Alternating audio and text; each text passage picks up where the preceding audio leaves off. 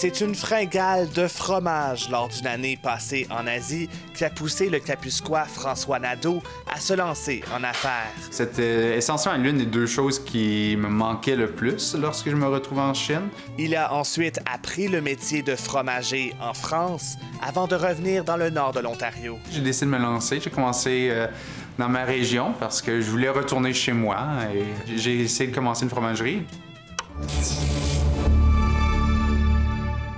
Matagami. La fromagerie kapuskoise a ouvert ses portes à l'été 2015, vite devenue populaire pour son fromage en grains. On est quand même des petits milieux où beaucoup de gens se connaissent et le bouche-à-oreille est un atout, qui est quelque chose que je n'aurais pas pu avoir si je m'étais lancé à Toronto. Grâce à l'aide de sa famille, il distribue ses produits un peu partout en Ontario. Les ventes de la fromagerie ont augmenté d'année en année, jusqu'à ce que la pandémie force l'entreprise à réinventer son modèle d'affaires. Ça a été une chute assez drastique.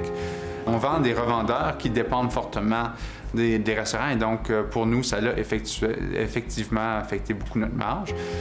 Et donc c'est une des raisons pour lesquelles il faut vendre plus directement aux consommateurs.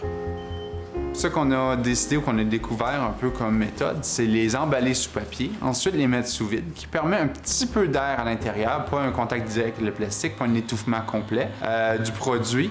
Et donc, ça sera en destination, en bon état. Une fois qu'on a offert l'option, les requêtes ont augmenté drastiquement. Donc, on envoie chaque semaine plusieurs boîtes à plusieurs clients à travers la province. Mais les racines de l'entreprise restent bien ancrées dans le Nord. Les noms des fromages sont même un clin d'œil à la région.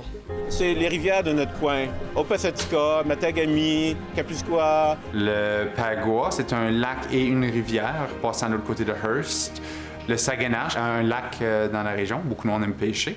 En France, les noms des fromages sont généralement liés au terroir. Il y a quelque chose qui identifie bien le terrain, d'où vient le produit.